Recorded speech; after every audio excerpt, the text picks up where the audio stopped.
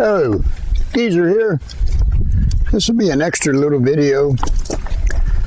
My neighbor had contacted me, said that he had about 3 or 4 hours before he had something he had to do. Wanted to know if I wanted him to come down and bring his pole saw and trim this pine tree for me that I got to take down. Because this is a nasty old pine tree. It's putting black soot, black tar all over both my trucks and stuff, and it's got to go. So I said, sure. And they said, also, if you want, you can bring your big saw and big bar and cut that big dead tree in the back. So he come down yesterday, got here about 7 in the morning. We had about 3.5 hours and got a lot done. So I'm fixing to show you what we got done. He had a battery-powered pole saw, and I always kind of wondered if they was any good. His was. I think it was a Milwaukee. But he got this baby here trimmed up for me good. Let's see. You can see it here. He trimmed it way up there. He had an extension he could add to it. Here comes the truck. Stand by. I don't understand these people who spend $70,000 on a nice truck and then put a noisy muffler on it. At any rate, he got that trimmed up there pretty high. So sometime, it's kind of windy today, so I probably won't do it today. Maybe tomorrow or Monday. Well, Monday I got to go to Cincinnati to Mayfield Clinic, so that's out. Maybe Tuesday. I got to take this pine tree down, and it's going to be tricky because right there's the state route right next to it, and right above it over here is my power lines coming to the house. And it's way taller than them power lines are far away, so it's going to be a process. It's got to go. There's only one way it can go, and I think it can reach the house. We both determined it can probably reach the house. So I'm going to put a rope on it and pull it towards that little crabapple tree over there. Right there. That's the way it's got to go. Here comes another truck. Stand by. Here comes a logging truck.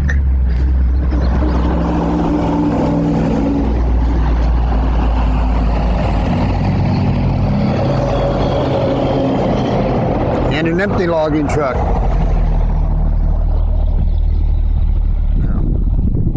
They've been logging up there at the state forest, but I don't know why that full truck was headed that way. But this ain't the only retarded one around. So at any rate, as I was saying, I got to pull it right towards that little crabapple tree down there, because I think it can hit the house, and I don't want to do that. But I got all the branches cleaned up, and he also was able to cut that one right there off that little maple tree right there for me. Got them all cleaned up. I got to bring the trailer up later. I can do this today. There's a pile of stuff off the branches. There's the pile of branches. I'll bring the Oregon battery saw out here. I'm just going to cut them up at random lengths and put them in the scrub bin. And the scrub bin's empty enough. These will lay in there for at least a year before they get used, so they'll be fine. And even if they ain't, they'll burn in the boiler. The wood boiler, he don't care. He just eats the stuff. Whatever I put in there, he eats. So I'll bring the trailer up later today and take care of this pile of scrub and get it out back on one of the rabbit condos, and then stuff. And also, I think on this maple, I'm going to take this branch here. This branch leans out over the road. I think I'm going to take it down too. So I'll probably put a rope on it and pull it towards that little crabapple tree, because if I just cut it, it's going to fall in the road. That'd be bad. So I'll just cut it and pull it towards that little crabapple tree and get it on the ground. This old pine here, what I'm going to do is put a pulley down there on that little crabapple tree down there and run it back up to the mule over here. And then I'll start cutting the tree. And if the tree leans this way, so it might be tricky. I don't know if it'll do or not, but if I can cut it far enough to where it'll stay, then I'll get in the mule and pull it on over. If it don't, I'm going to have it hooked to the front winch that I got a remote for, and I'll have the remote with me, and I'll just keep winching it while I cut it until it goes where I want it to go. So now we'll go out back and I'll show you what else it got cut yesterday. Now it rained again last night, so it's going to be too wet out here to do anything of significance. But I get that stuff cleaned up there in the front. And then I may try, I got some logs that need to go up on a pile. I may try and do that. They're not that heavy, so I might be able to get them up there. Because I got real heavy ones. I've tried before when the ground is wet like this. And even though the wheels wouldn't turn, it still pulled the truck forward. Just slid across the mud, so that was bad. All right, so I got 6 here that can go up on the pile in all, but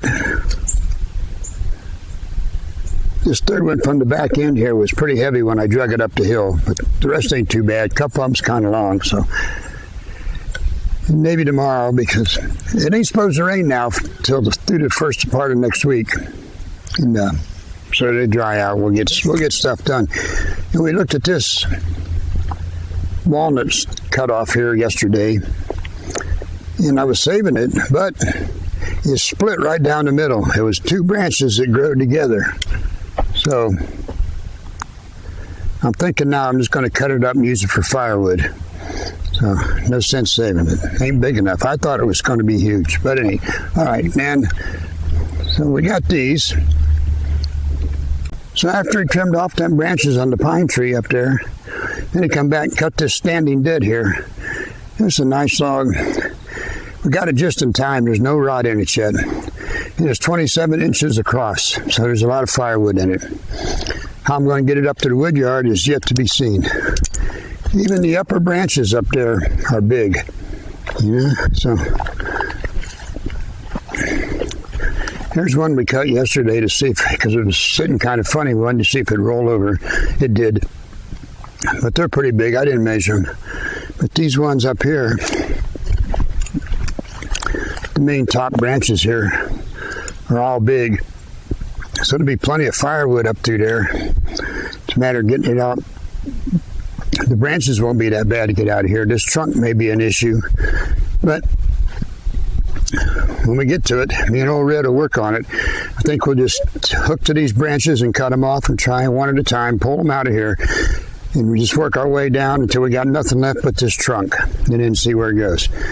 There's some kind of purple fungus growing on it. It's pretty cool. I don't know what it is. Maybe I'll scrape some off and fry them up with dinner and see if they do anything. Okay, so we got this done. There's the stump. It was just beginning to get a little soft there in the middle. So we got it just in time. By next year, it would have been a mess. But we got a lot of good firewood on that. There's the supervisor. It's just starting to get a little soft, right? Only one right there, but not so bad.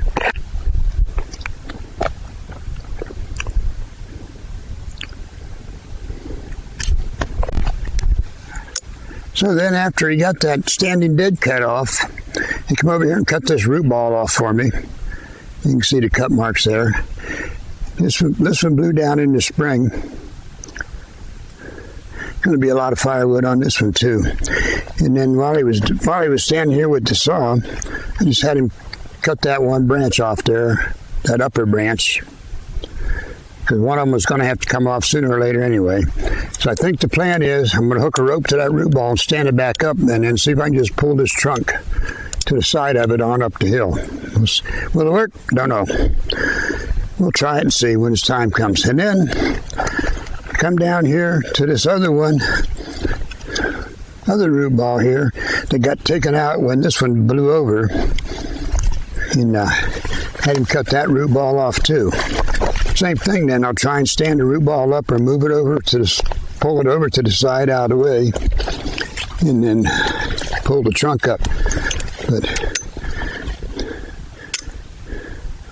you can see where he cut it off. It's a good sized trunk too. And it goes way down in there. It was pretty tall, pretty straight, pretty tall. It goes way down in there. This one here, the first one ends up right in there. So we'll trim all that small stuff off and see what we can do with it all. The other one goes down there quite a ways, so we can get it. If I can get it pulled out of here, we'll get a lot of wood. So, it's got something to do now. As you can see here, it's so rocky. Things are so shallow rooted. When the wind hits them, they just blow on over. So, but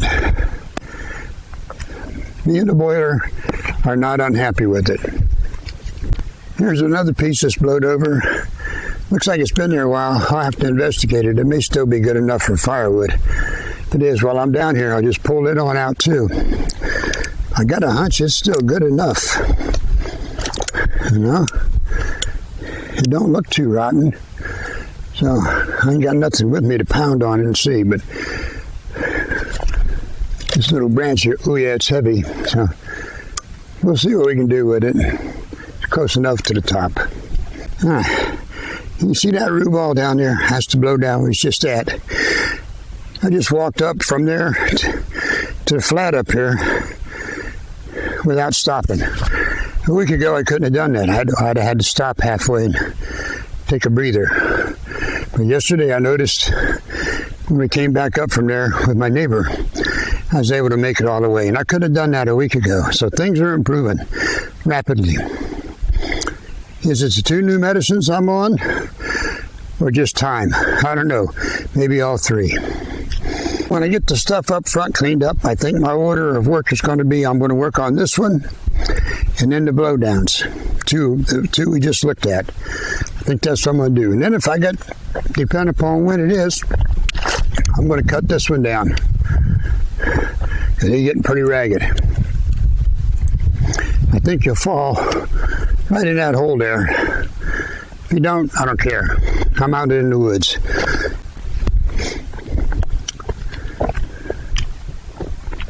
So, that's how me and a neighbor spent yesterday morning. From 7, and he went home. He left about 11 to go home and prepare for what he's had to do.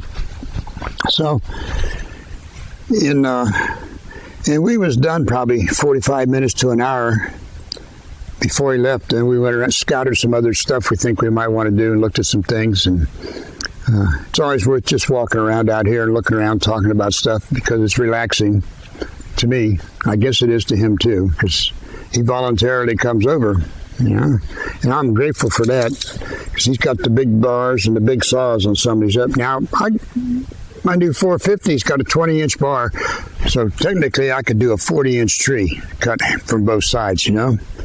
So, but it's much easier with him to let him do it, and I think he enjoys it because he keeps coming back. If he didn't enjoy it, I don't guess he'd come back. But at any rate, that's what we did yesterday morning. We got that stuff up front trimmed up and ready to go, and I got it cleaned up now, so it's ready to haul. In that pile of logs there laying on the ground, I'll just take the Oregon battery saw out there and cut them to random lengths, throw them in the scrub bin. I ain't fooling with them too much. And then I'll take the little trailer up there and pick up that brush pile and bring it back here and drop it on one of the rabbit condos. And the brush piles I make, I'm calling them rabbit condos because every one I've made so far that I've observed has rabbits have moved into them. So that's good. And when I first moved here, there was hardly any rabbits around. Now there's rabbits every night, every evening in the front yard and the backyard. They're doing their thing. So I think these rabbit condos are helping them stay away from the bobcats and the coyotes. So we'll see. At any rate, we'll find out this fall during rabbit season. Jungle Gyms, they got rabbits. They got a sign, domestic rabbits. But if you look on the label in the small print, it says from China. So how can a rabbit from China be a domestic rabbit? I don't know. Sound like misinformation to me. Fake news. At any rate, that's where we're at. And I'm going to work that stuff up front today. And it's too muddy out here to really fool around much. So that's it. So you know what to do. Friday, 0600. See you there.